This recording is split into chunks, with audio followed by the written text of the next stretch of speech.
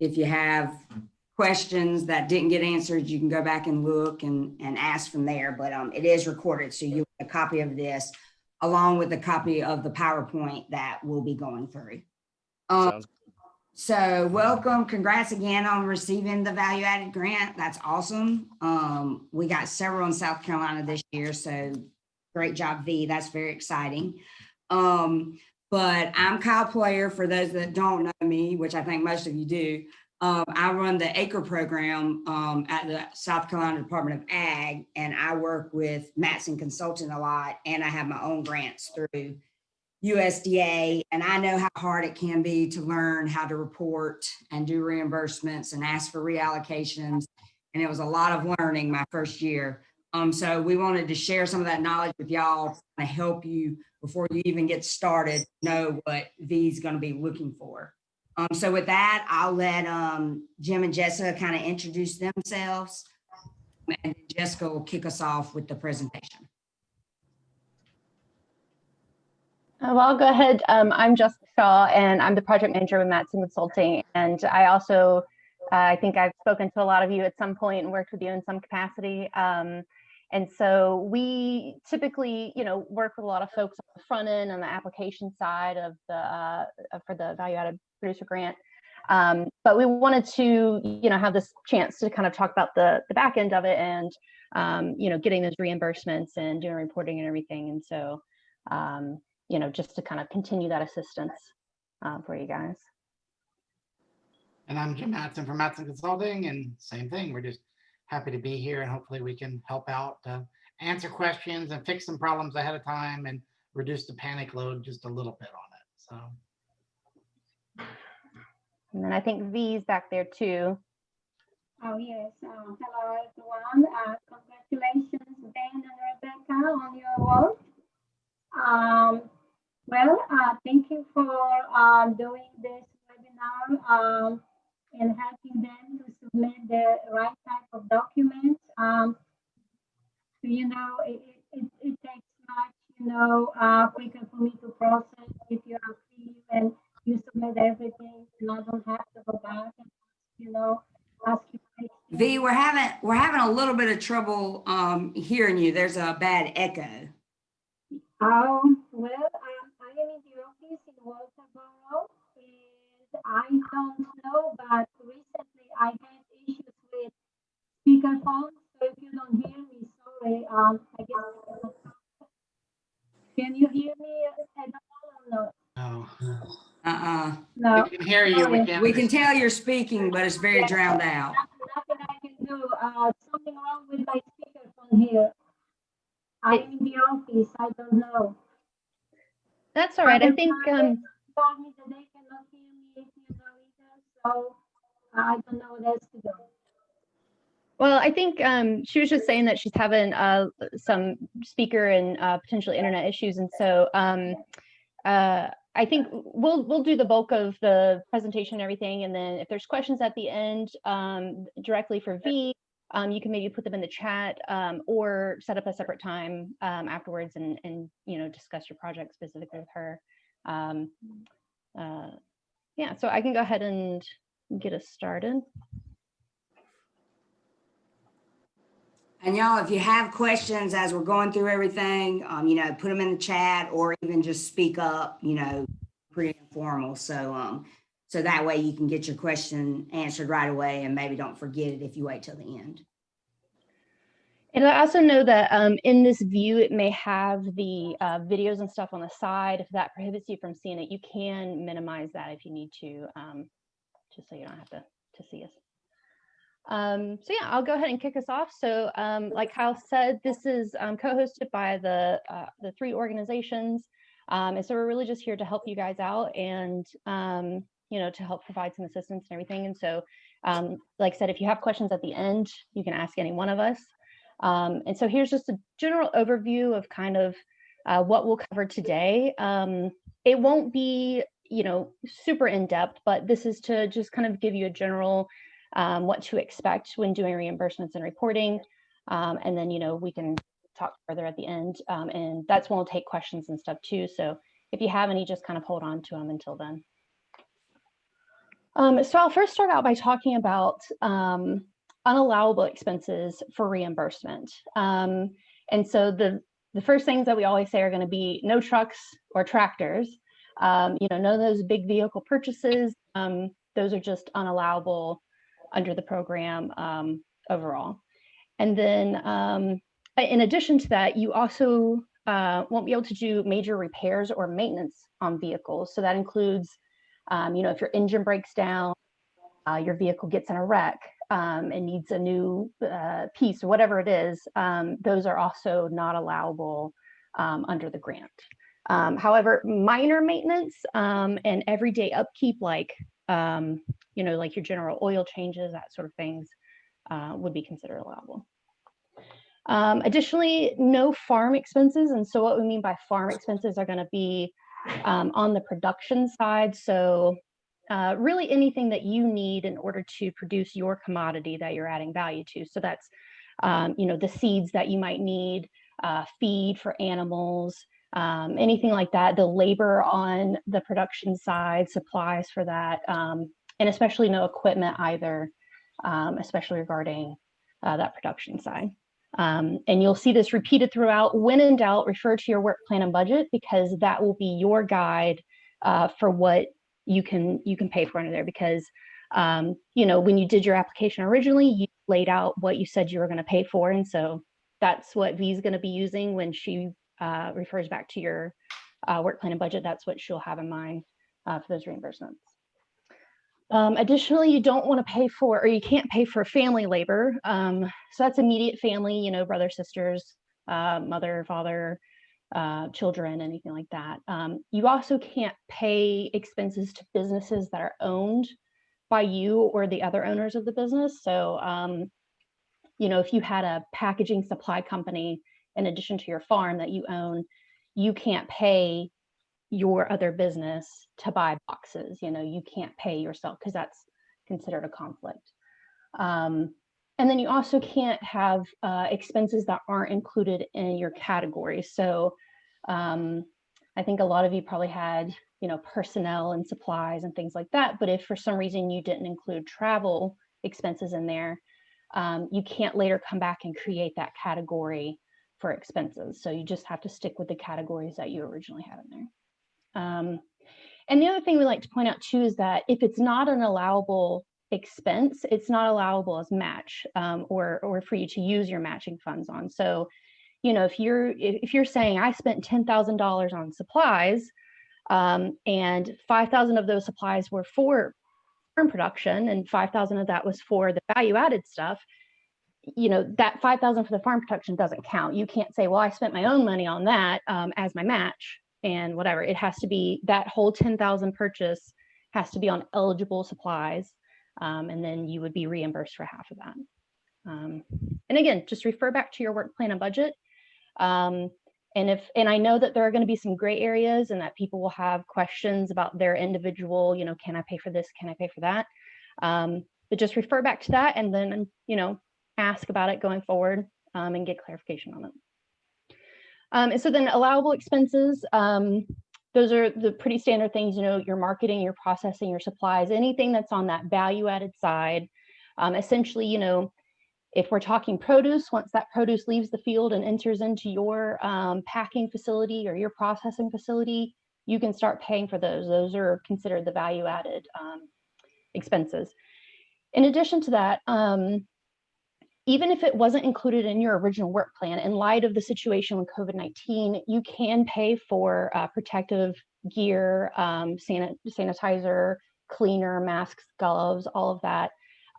If it's in response to that, if it's for worker safety, for your own safety, for just, especially if you're dealing with food, making sure that you're meeting any guidelines that are out there, those expenses are eligible, even if they weren't originally in your work plan. Those would just be considered a supply.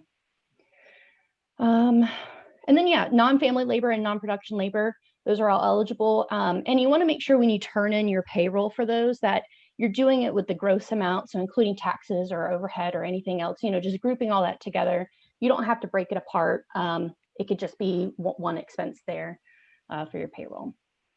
And again, when in doubt, just refer back to your work plan and budget. And so then Jim's going to talk a little bit about strategies for reimbursement. Cool. Good afternoon, y'all. I was going to check with some ways to think about and get it started. The first thing I say is, and Jessica's going to be hitting forms a little bit easier, but I think it's really good to start off with by sending in a small reimbursement early in the program.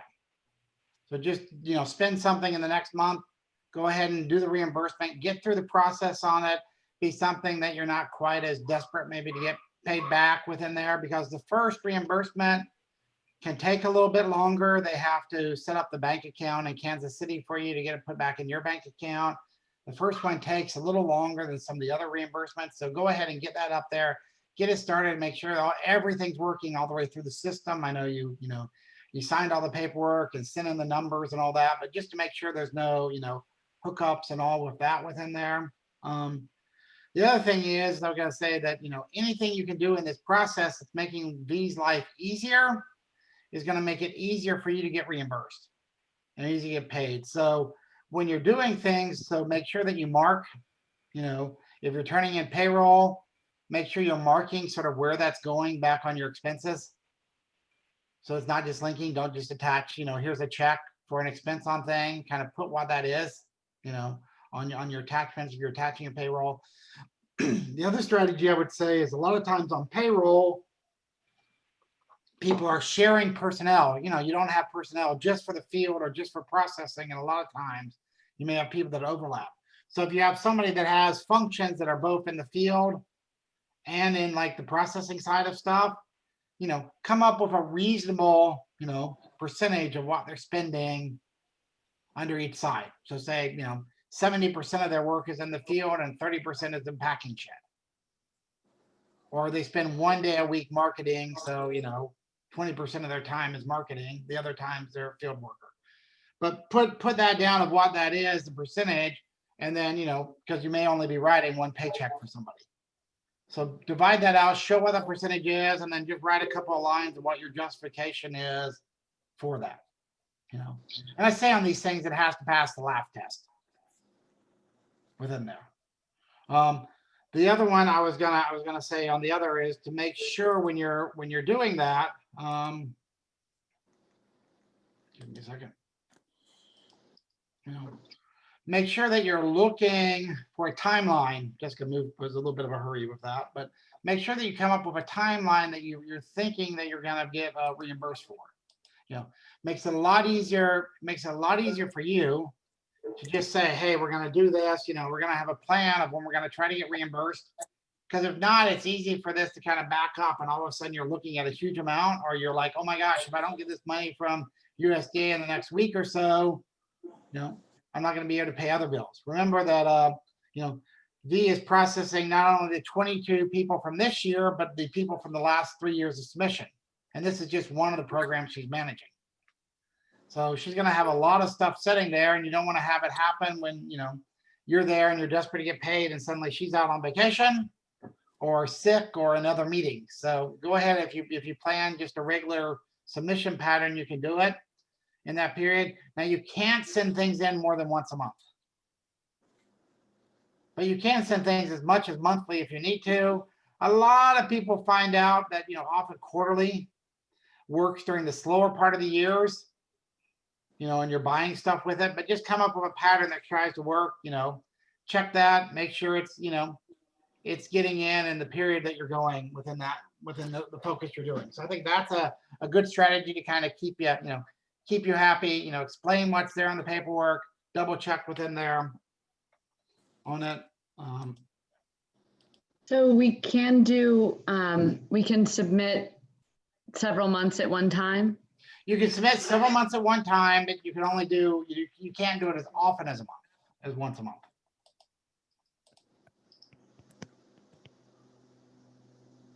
And my suggestion is also you don't want to wait too long because you may forget the details about something you did.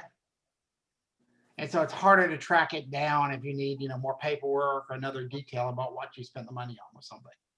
At least I know later on me, I'm like, well, what exactly was that invoice for? And for something as small as like gas, going to and from farmers markets and things like that, if each receipt is for like $70 and you have probably 20 receipts over the course of a month. Right, so just track them. I mean, what I do with mine is I tape them to a piece of paper.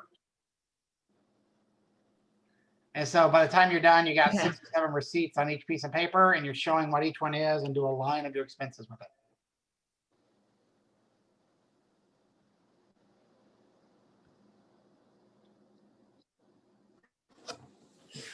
Is an easy way to track those. So you just have your spreadsheet where you're tracking, each item. And trip A, trip A is to Columbia, trip B is to Greenville, trip C is to Beaufort.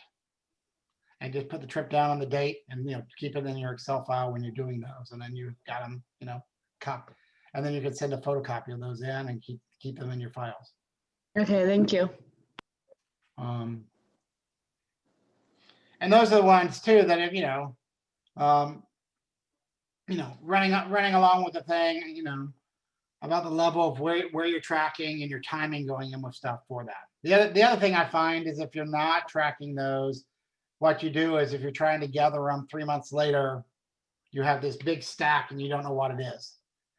And 3 of them ended up in your wallet, 2 of them were on your dashboard, 1 of them your kid drew on with a crayon.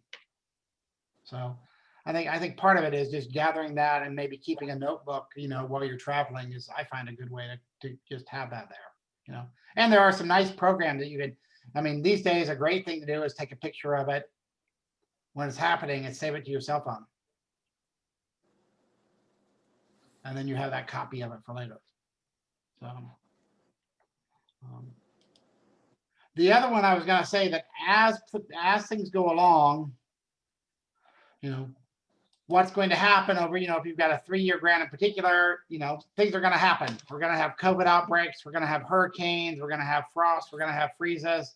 So, remember that your plans are going to change. We're going to talk later in the process about doing a request for change. But I just want to hit it once that, think about it. Think about, small evolutions that may be happening within your project, over time, and then you have a chance. Typically, you have one chance to sort of change the budget later in the process. And we're going to talk about that later in the workshop. I don't want to do a lot on that now. But the other thing I would say is, at some point in time, you may turn something in and, V might say that she doesn't understand what that expense is, or, say you can't cover it. The first thing I would do is, if that's happening, go back to your work plan that you turned in originally and double check to make sure you listed that, with all these grants she's looking at, she's not reading every work plan every time it comes in for everybody. So if there was a specific expense you had in the work plan, just send that section back into her and say, hey, here's what this is, and explains. About 80% of the times on those, it may be you didn't explain it in a way that she understood what it was.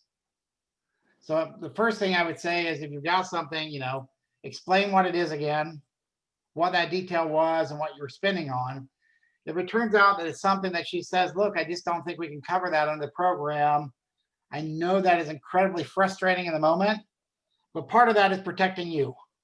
So part of that is her going over and checking things, is making sure that later, because she's not the only person looking at these files. She's looking at them, her boss is looking at them, and there's independent reviewers pulling these files at one point in time. And what you don't want to have happen is to have an expense be pulled by somebody 3 years down the road, and they tell you have to write a check back to the federal government for that money because it wasn't an eligible expense. So although it goes insane and you pull your hair out when you're like, okay, I really wanted to cover this, particularly if you're spending along during the grant program, remember you can spend the money on something else within there. So I want to put that out there that at some point in time, so, think about where that money's going. And, again, you can take that 50% that you're getting back. And what I always think about in my head for the strategy is to think about for every dollar that you're turning in, you're getting 50 cents back. Is the easiest way to look at it. Similarly, if you're using labor time, make sure you track the wage rate and what different, what's happening under different people. If you have 3 or 4 people that were donating labor to the project, And Jessica, I think, may talk about that later, but make sure that you're tracking, for each individual person, what the total hours are and the overhead on that. Oh, cool. Go ahead, Jessica. And then I think the final piece of the strategy for reimbursement is just to remember to renew your SAM before it expires. And you can check your registration for and your renewal for your, it's called cage code is what you may be looking for, but you'll check that on sam.gov, and you want to make sure that you're using that site specifically because there will be other sites out there that may appear to be sam.gov or ask you or tell you that they can help you renew your SAM. But you always want to make sure you're going to sam.gov and you're also not paying for anyone to do it because there are people out there who will say that you have to pay for it or try to charge you, and they'll do it for you. The entire process should be free for you to renew it if you just go through that site. You may even start getting some emails where someone says, hey, this is going to expire in a month, and you think that doesn't quite sound right. Just check on sam.gov for your renewal, and you can do everything through there because you will start getting emails. You may get phone calls from people saying, hey, we found a contract that you should apply for, something like that. It's just because now your information is on that site and it's out there, and so you may be getting some calls about that. If ever anybody asks you for money or a credit card on that, it's one of these service sites, so you want to be sure to stop that. But V does pull your cage code every time, and so if it comes up that it's expired, she won't be able to process your reimbursement. So that would just further delay it, which is really why you want to keep it up. Because if not, then you have to go through the process of getting it back renewed before you can move forward. So now I'll talk a little bit about budget tracking. And this is going to be getting into the paperwork and everything that you'll be using to do your reimbursements. And then after that, Kyle will talk about sort of more the long-term reporting that you'll do. So overall, you just want to use the templates and everything provided by V and the USDA because that keeps it consistent. And well, the forms are required. Some of the forms are required. And so, if it's not on that form, then she may not be able to process it. And it just keeps everything consistent across, and you can just continue to use those same forms. Also keep in mind that you're going to be tracking your expenses by the expense category, not necessarily by the individual activity from your work plan and budget. So for example, if you had 3 separate activities that all needed supplies, your expense category for supplies will be the combined amount of that. So you're really tracking it down by the totals. And then just to reiterate what Jim was saying earlier, you want to keep track of any receipts, invoices, checks, anything, any documentation that you can have related to the expenses to use as proof or to support for your reimbursement. That could be, like he said, taking pictures of them, scanning them into the computer, just keeping them in a file, however it is that you need to keep track of it, just do so. And then also try to be as clear as possible when you're relating those receipts to expenses. So if you get a receipt that prints out from a gas station and it has just a total on it or no real other information on there, write it on there or see if you can get something on there that indicates what it is, because I'll show you in a minute how you're going to talk about those receipts, but the clearer that the receipt or the documentation is, the better it is. And so don't be afraid to write on those, to put the category that it's on, to put highlighting, big arrows, whatever it is. And just keep in mind that the better your paperwork is that you turn in, the faster you can get reimbursed for your grant funds. So these are the forms that you'll have when going through doing your reimbursement. And I'll pull these up in just a second, but just a quick highlight, the SF-270 is a fillable form from V, and that is a required form that has to be signed with each of your reimbursements. Then the reimbursement request letter, I'll show you a template for it, but it's essentially just a short narrative that is going to go through explaining each of your expenses and relating those receipts back to you know, what you spent them on.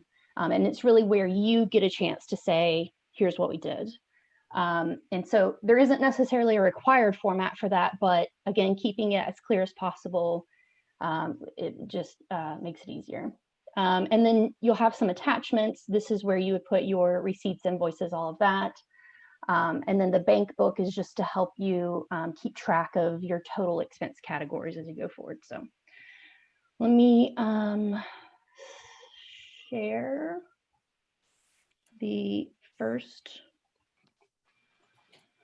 So this is the SF270. Like I said, you'll get it as a fillable form like this. And so you'll just be able to input your information directly on the form.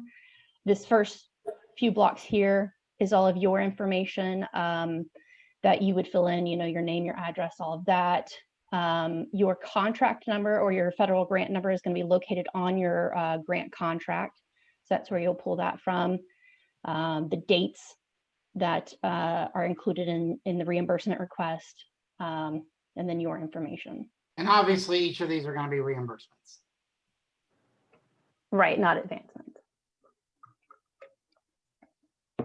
And then as you come down here where you're going to input your numbers, this is where you're going to lay out the federal side of how much you are requesting in your reimbursement. Your total outlays to date, that will be what you have requested to date. So if this is a first request, it would just be that initial request. But going forward, it would be the request that you're turning in plus whatever it is that you requested before. And then you would show how much of your non-federal share you're also providing in addition to the federal that you're requesting. This should just be the exact same amount, no matter if it's in kind or cash. It's just the non-federal that you're putting towards it. And since this is a 50% match, then, or a dollar for dollar match, then it should be equal. And then this bottom line here, you're going to show how much you're requesting now. So this should be equal to the total amount of what you're asking for in your letter that you'll provide in addition to it. And so, and V, you can correct me on this, but it's my understanding that each reimbursement you will add to what you're requesting. Is that correct? Don't know if she can hear me. But with that in mind, so let's say that you had previously requested $6,000 in reimbursement. So your total here would then be, Sorry. Yeah, that's right, Jessica. At least that's how mine is with the same form. okay. So if this is your third reimbursement, that top line, you'd be adding all that you have been reimbursed and that you're actually asking for this time. Right. So that's accumulation of everything. So obviously you want to save the form from the last time. Yeah, so Yes. just using that same form works. And so that's where you put how much you're requesting. So to date, you had provided 11,000 in match. Your federal request was 11,000. So then this bottom line again is how much you're requesting now. And I don't know why that's not carrying over. Of how much money you're requesting on this reimbursement form. So you'll fill all that in, and then the most important piece is to sign it at the bottom, because if it isn't signed, then it's not going to go through. So then along with this form, you'll have your narrative piece. And so I'll go ahead and bring up an example of that now.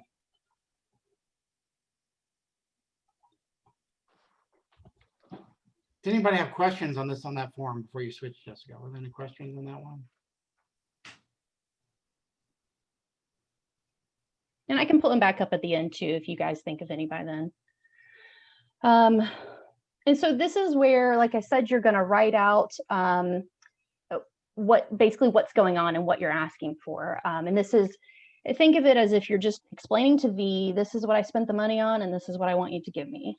So you'll see that that 8,100 matched that bottom line there of how much we were requesting for the reimbursement. So no matter how much more I had requested previously, this is focusing just on what you're requesting now. So in my example, you'll see that we had personnel there, that they spent $10,000 total on personnel. It was for these employees. and that I've attached a copy of the payroll expenses labeled payroll A, you know, or payroll, whatever it is that you want to label it, that's what you should write on your payroll attachment that you're gonna add with this. And so that way, when V reads this, she says, okay, look for payroll A. She looks at that, she sees where you spent the money on that, check the box, that one's taken care of. The other thing too is on your payroll, if you have employees that, you know, if you have some family labor on there that you're not paying for with grant funds, but you couldn't get them off of your payroll or whatever it was to show it, just highlight the people who you're paying for, or write, you know, their position beside their name, or however you need to indicate it to just match it up with your narrative. And so you say here that you provided a 50% cash match towards that. And so you're asking for 5,000 of that total $10,000 expense to be reimbursed for you. Similarly with supplies, you say that you spent 5,000 in supplies, you know, boxes, labels, whatever it is. And you have a receipt now from Wholesale Packaging Company for this amount. So when she flips through, she should see a receipt that says Wholesale Packaging Company for that amount.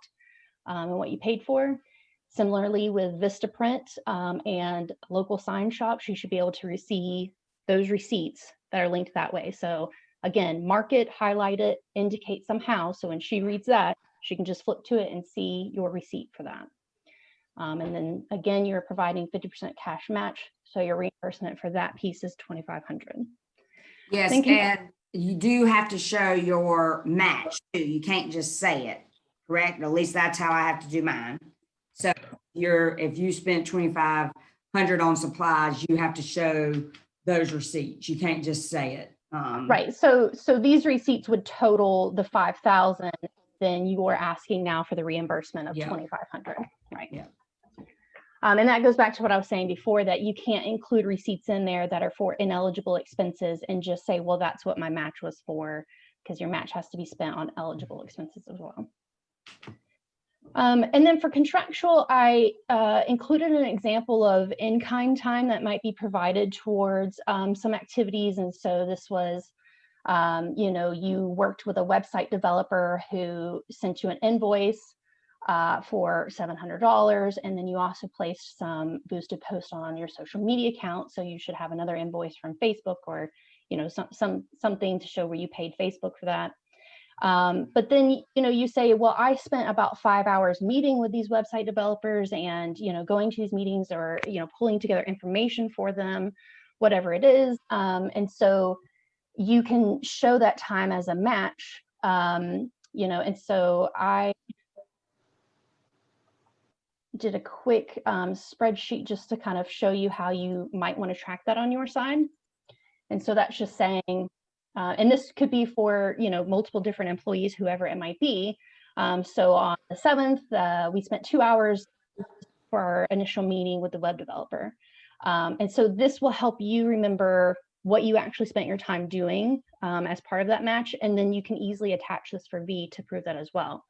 And you were asking for gas to go to, you know, various farmers markets, something very similar to this. You can just track each event where you're going and what the cost was. Yeah, so however it makes it easiest for you to track it, and then also makes it very clear, you know, how you are kind of keeping track of that total amount. Where did you go? There you go. And so then again, you're requesting for 600 of that total back as your reimbursement. And so then that would equal, again, that $8,100, which is what your SF 270 also shows.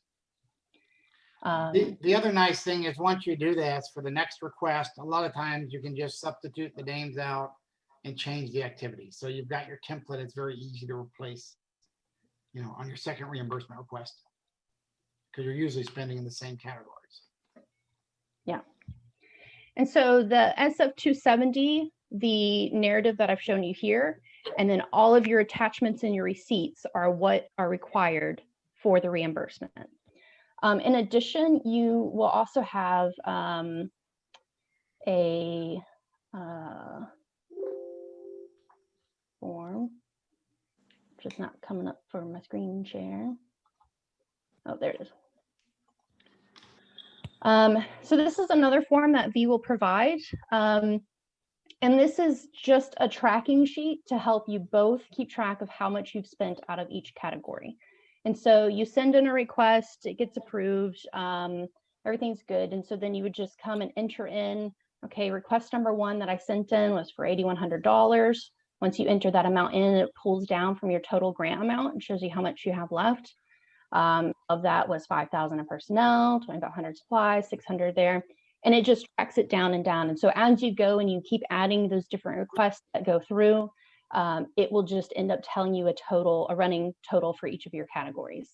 And like Jim mentioned earlier, this is going to be important because when you start getting to, if you're at a 3-year grant, you start getting to the end of that and you say, oh man, I've spent all of my personnel money and I have so much left in supplies that I just don't use. You can really see if you would end up needing to do an adjustment to your budget. And it just kind of gives you that better idea. And so obviously you don't really know that until you start to get to the end of it, but this is a way to track it on your side and V side. And so while you're tracking it, just send this bank book back into her as well. And you guys can make sure that both of your accounts kind of match up and that there's no confusion or issue or anything like that.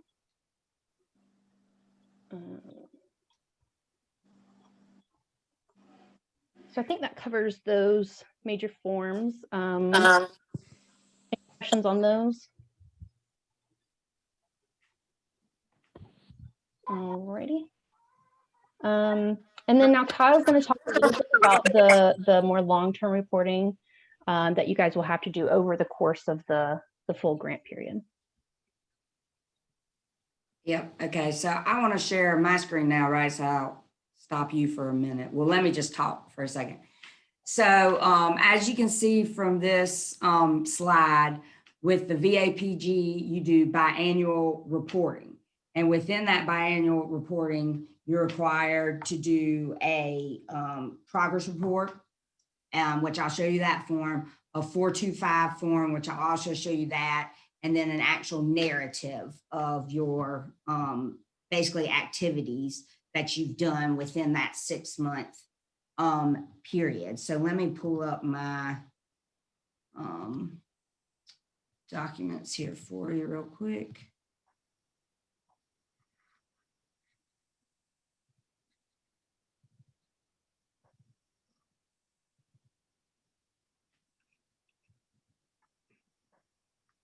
Okay, can y'all see that? Yep. So this is the performance progress report, and it's pretty simple. As you can see, you put your DUNS number, EIN, your business address or whatever address you used when applying. Yep. Still stuck on the opening screen. Yeah, it just shows like a little circle going around. I see it. Let me try again. You may have to open it first and then share it. Do you have a second screen on your computer? Because I was having No, issues because with I'm at mine. home. Sometimes you have to open the file first and then when you click on share on that particular Okay, file. let me do that. Sorry about that, y'all. Let's try this.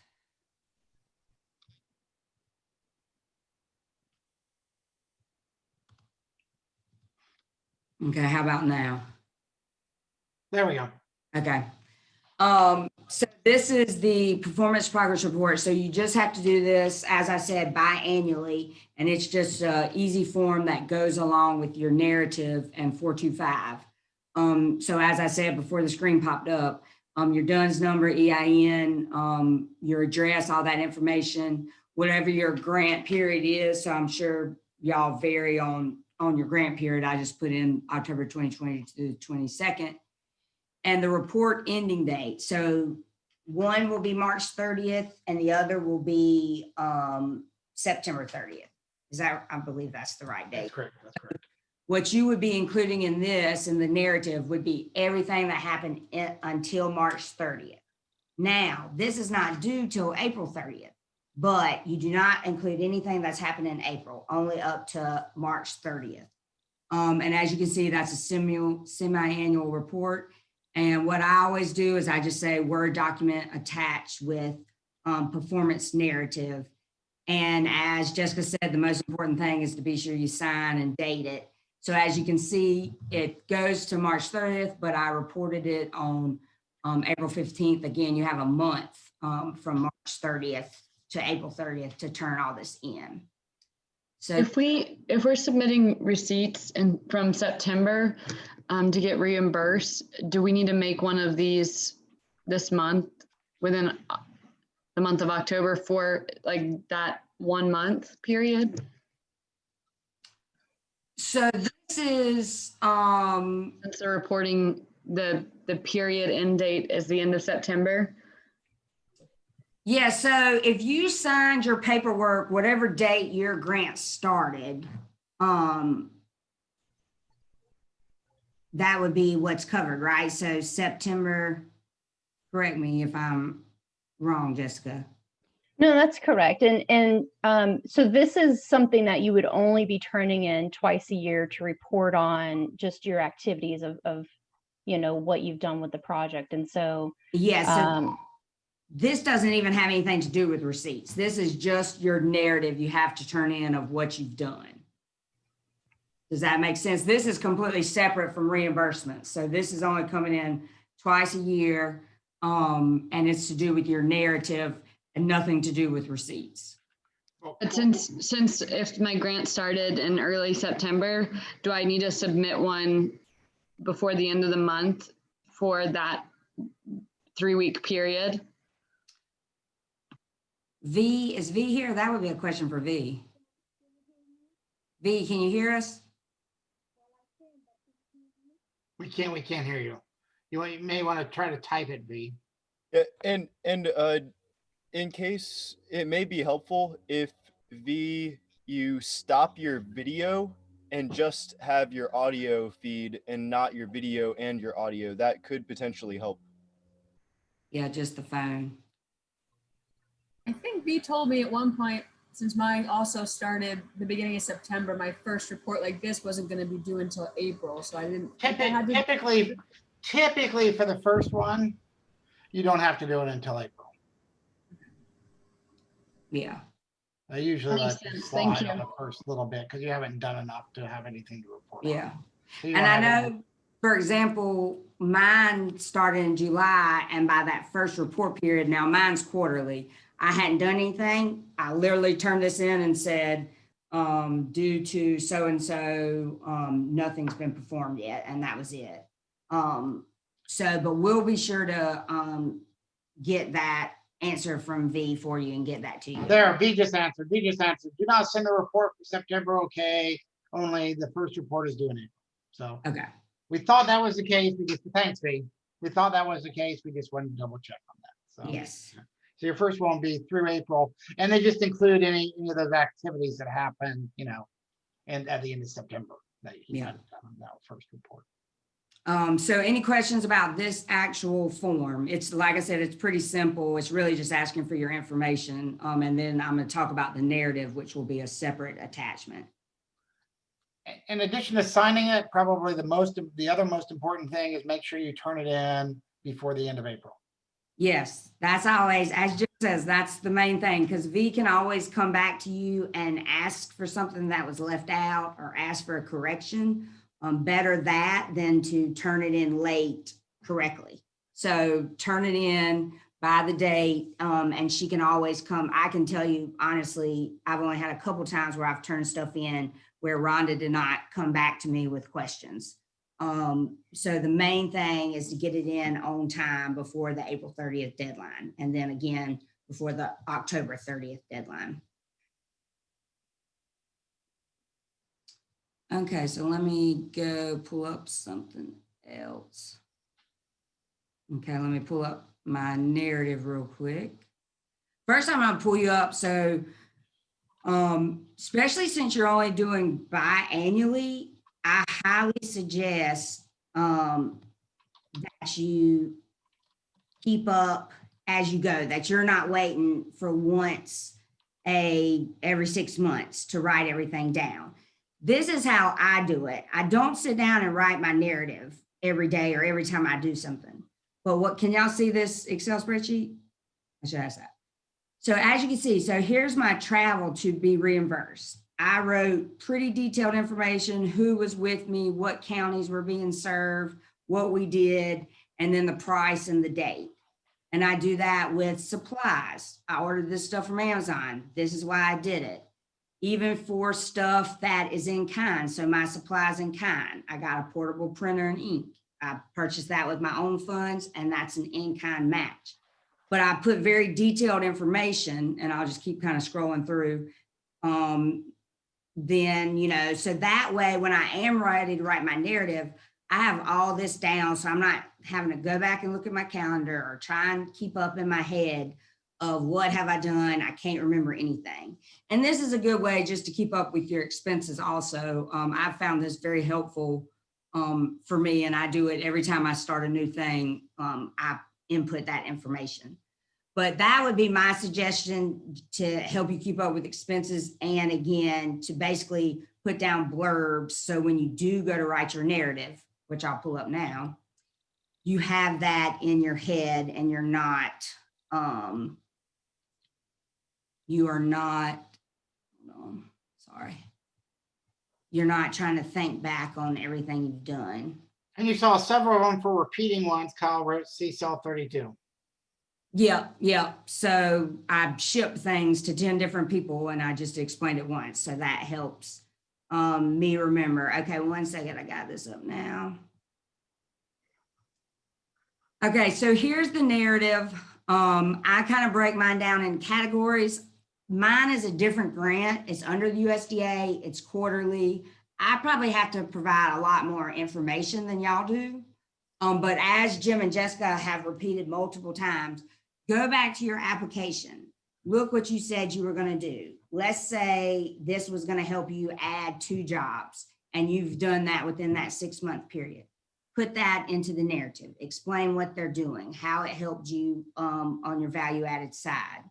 Let's say you already had an employee, but you were able to increase their hours because of the value added grant. Write that down, put that in there. Let's say one of your deliverables was sales would increase. How you use this money to make that happen. So you always want to refer back to your application, to your plan, work plan, budget plan, and that's what you want to cover in this narrative. And again, mine's very detailed because mine's a very different thing of helping other people, whereas y'all are much more helping your own businesses. So this is probably, as you can see, this is 8 pages of stuff. But I just suggest, you know, putting a paragraph or 2 on different categories. So a personnel category, travel category, a contract category if you're working with consultants. Like as you can see, I work with Jim and Jessica, and I put down basically everything they do within that month, in addition to providing a very detailed invoice of what they've done too. So that's kind of my suggestion there. My main suggestion is do not wait until it's time to turn it in, because that would be a pain.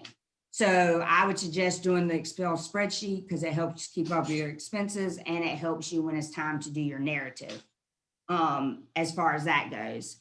And then lastly, let me pull up the 425 form, which is different from the 270.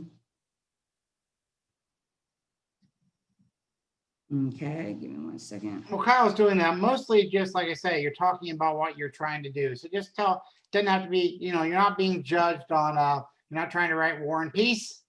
Yeah. But just give some ideas of what happened and if you had any problems. Yeah, obstacles, any obstacles, write that down. Again, like Jim said, you're not going to be in trouble if you didn't complete in 4 months what you thought you would. There's probably reasons for that. For example, I've had to ask for an extension and several reallocations of budget under my RBDG grant because of COVID. That's literally been the reason. I'm not able to do workshops in person. Well, that was a big chunk of my supply money. So I had it reverted somewhere else. So, so there's definitely going to be obstacles, especially in this time of COVID. So write that down and explain. And that'll help V know that you're still working towards it. You just have run into something that's causing some problems. And I always remember that these are going to be looked at by a third party at some point in time. So you want to put enough down that somebody who doesn't know anything about who you are, your project, Yep, what did you do? You and know, be very clear. we bought some machine, we bought some supplies. We used those supplies. We were able to expand our market by this amount. We sold this amount of stuff and created these jobs. And that's really all you need to say. Mm-hmm. Exactly. So this is the 425 form. This is again, something that only goes twice a year. So again, it'll just ask for your DUNS, EIN, all that. You'll put your grant, your whole grant project period, and then you'll put the report period end date. So this would be March 30th, 2021. The other one would be October 30th, 2021. So this is coming in just twice a year, along with your narrative.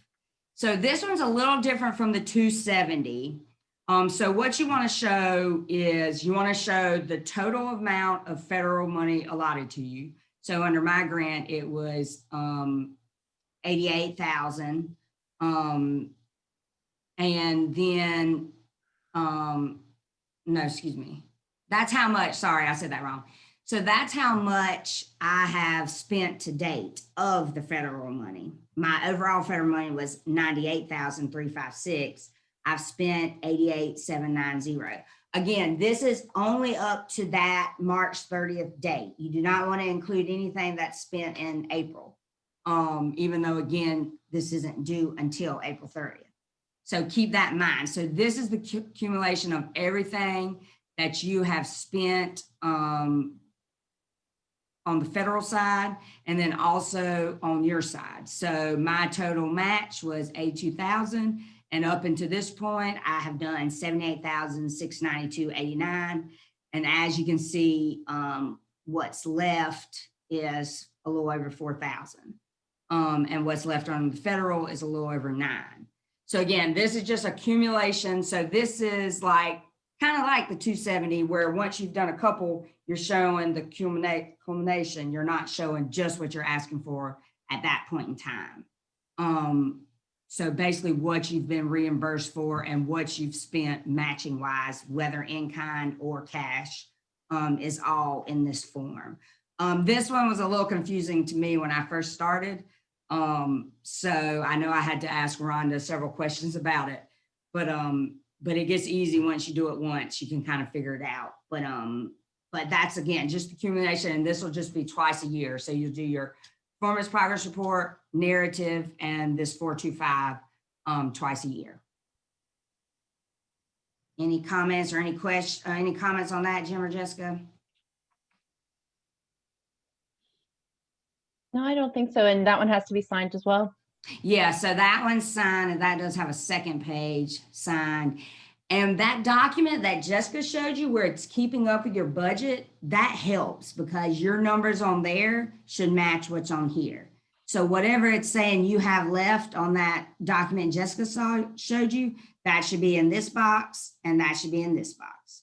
So that helps you. So if you're not matching up, then your numbers are off somewhere, which happens to me all the time. I have to go over my expenses all the time because they'll be off. So that'll help you kind of make sure you're on the right track and have the right numbers everywhere. And it should also be easier on the math side, I think, than yours here, because theirs is a 1-for-1, and so they're spending Yes. their in-kind or cash match in tandem with the other one. Yes, So mine's very that- different where the numbers aren't the same. And I don't have to do a 50-50 every report. I could not do a match and just a reimbursement at one point, and so vice versa. So that is different. So that will make y'all's definitely easier. Okay, I think that covered everything I needed to do, right, Jim, Jessica? Good. I hope I explained that well. Like I said, Yeah. biggest suggestion, I'm on my 3rd year of doing this, grants, is keep up with it as you go along. And as Jim said, turn something in on time. Because again, they'll come back to you, ask questions if they have it, ask for additional information if they need it. You're going to be in trouble if you don't turn it in by that date. So that's the main thing to keep in mind when you're doing all this. All right, I'll go ahead and bring the PowerPoint back. Yep, and I'm gonna stop. Yep, okay.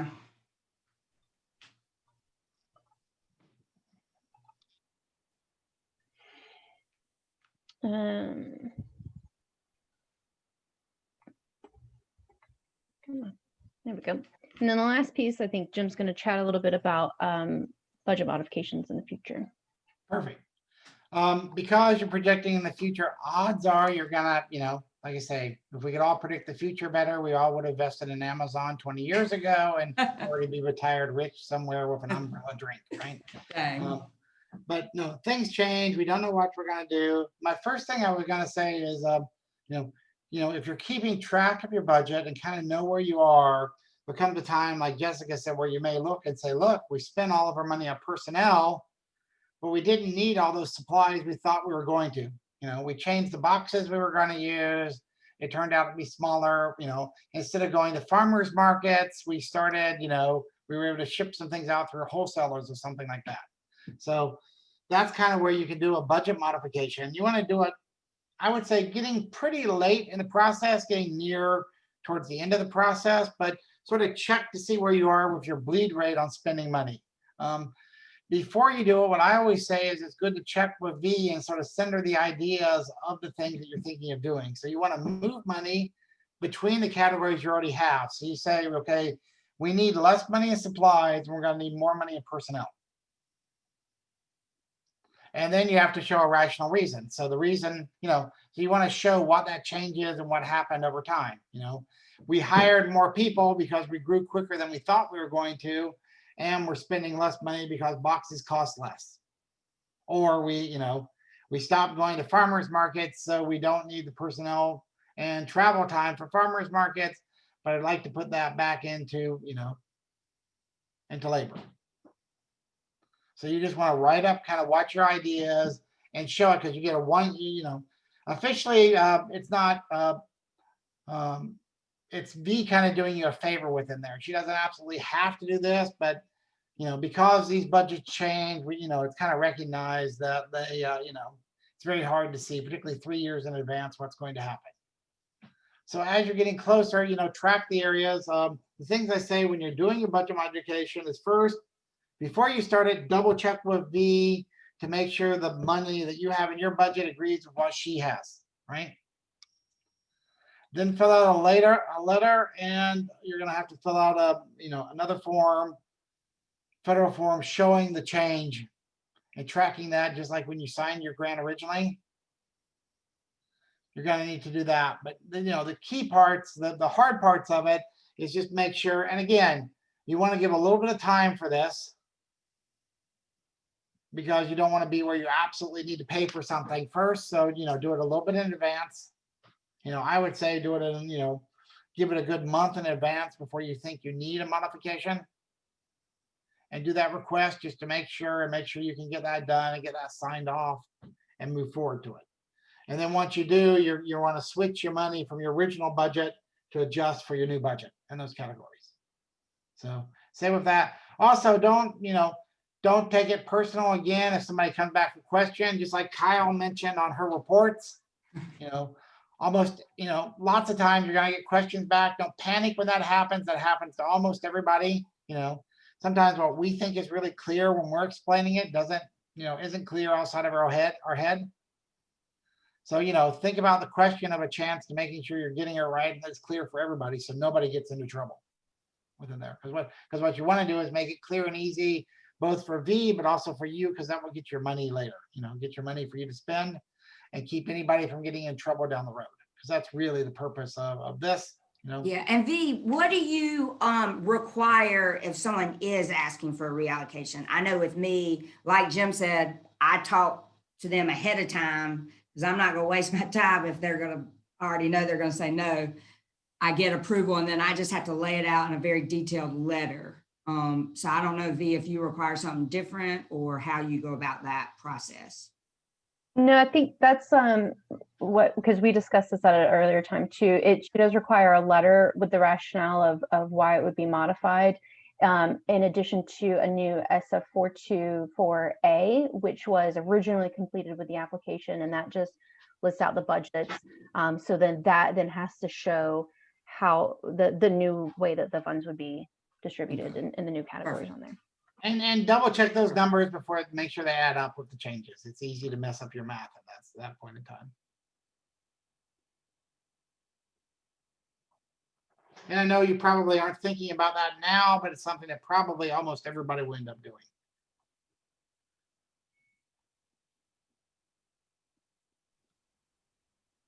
Especially in the time of COVID. I've had to do several. They've been very nice this year because of COVID. So I've had to do that, several reallocations.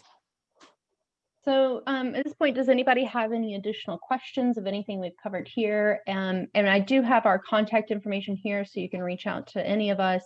I would say that if it is specific questions about, you know, if V will accept something to be reimbursed, that question should go directly to her. But we're also all happy to help out with anything you guys may need.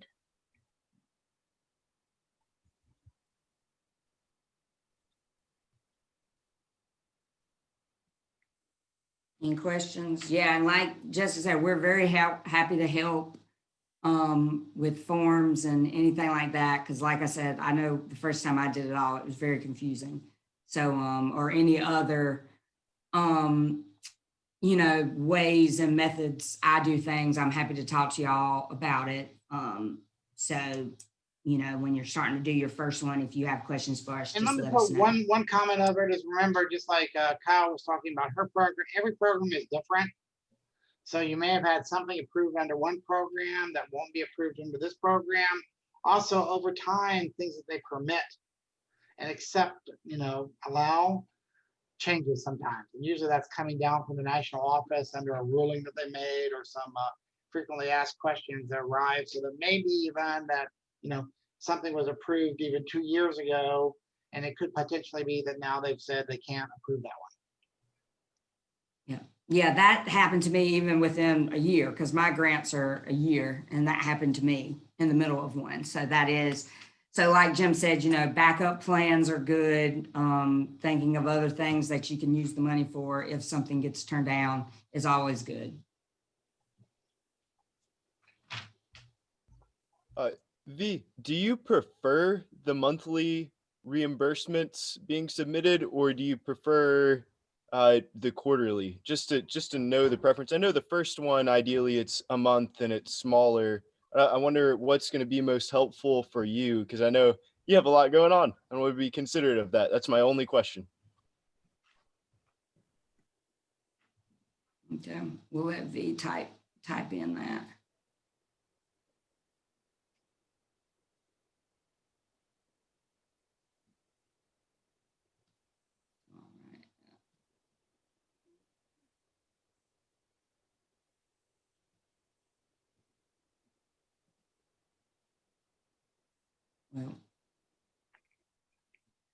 Well, while she's hopefully typing something up, if not, we'll be sure to ask her and get that. But any other final questions? And like I said, I will send this recording to y'all along with this PowerPoint. Okay, she just said being that monthly is better. Yeah, and that might be easier on y'all too, because if you do several months, it can be arduous. Okay, any final comments, Jim or Jessica? I don't think so. Good luck, and once you dive in, it's a lot simpler than it seems at the beginning. Yes, and again, any questions as y'all start to do your first ones, please contact us. We're happy to help. Okay, thanks everybody. Thanks, everybody. Bye, See ya. Bye. and congratulations.